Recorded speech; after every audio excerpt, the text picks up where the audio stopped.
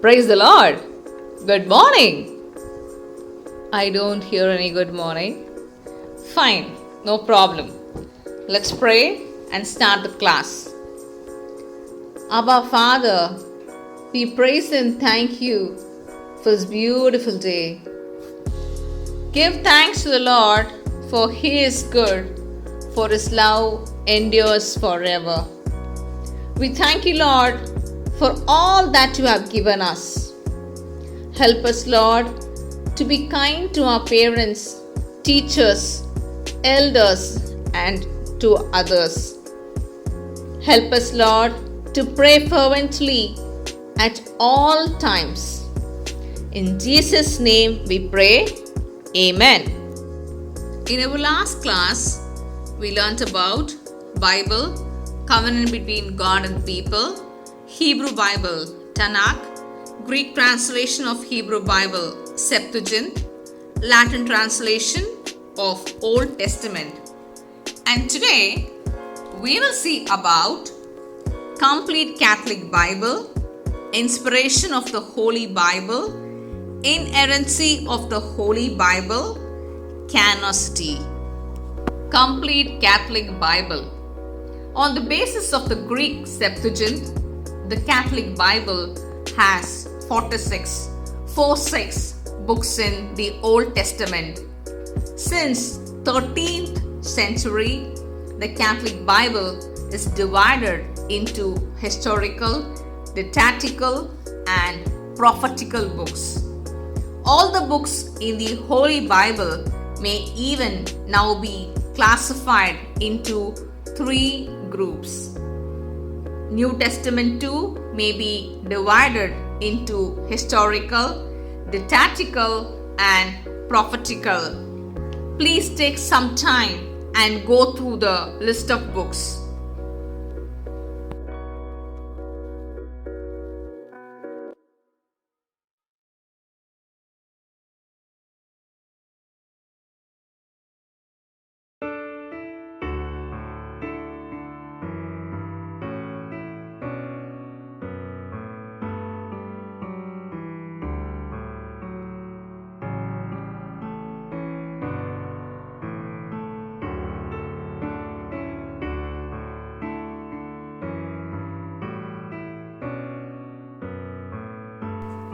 Inspiration of the Holy Bible. All scripture is God-breathed and is useful for teaching, rebuking, correcting, and training in righteousness. 2 Timothy chapter 3 verse 16. Inspiration is God's guidance through the inward working of the Holy Spirit. God is the author. He is the divine author of the Holy Bible. However, in the presentation of the events in the Holy Bible, the involvement of human beings also can be clearly seen. The Bible is considered holy because it is written under the inspiration of the Holy Spirit, who is the third person in the Holy Trinity. The Second Vatican Council states about the inspiration of the Holy Bible in the following words. In composing the sacred books, God chose authors, and while deployed by Him, they made use of their powers and abilities so that with Him acting in them and through them, they as true authors consigned to writing everything and only those things which He wanted. Inerrancy of the Holy Bible. God, together with humans, authored the Holy Bible. Naturally, human errors and shortcomings may have crept into the Holy Bible. For example, grammar mistakes, repetitions, omissions, historical and scientific errors can be some of the human errors. In the Holy Bible, mistakes of the above nature are not absent. The general aim of the Holy Bible is to reveal God's love leading to salvation.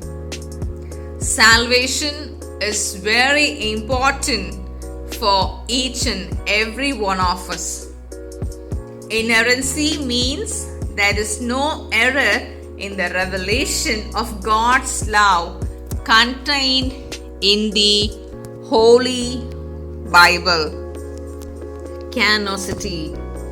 Canonical books are the authoritative collection of sacred scriptures in the Old Testament and New Testament of the Bible. The authors of the books of the Holy Bible wrote under the inspiration of the Holy Spirit. The official declaration concerning the canonicity of the Holy Bible was made by the Council of Trent in the year 1546. Such a declaration was made by the Council after a thorough study and examination of various sacred books. The standards used to consider a book canonical are: author of book was a God-experienced person. The book was in usage among the early Christian community. Content of the book in general had the truths of salvation. The aim of the book was to lead people to God, to assist their spiritual life. The book remained faithful to previously accepted canonical writings. The term canon also means rule of life and limit. We have come to the end of chapter 1. Let us take some decisions to give the Word of God a primary place in our lives. Make it a habit to read the Holy Bible every day and memorize the verses. You will surely hear the God's voice speaking to you. May God bless you all. Have a fruitful Sunday.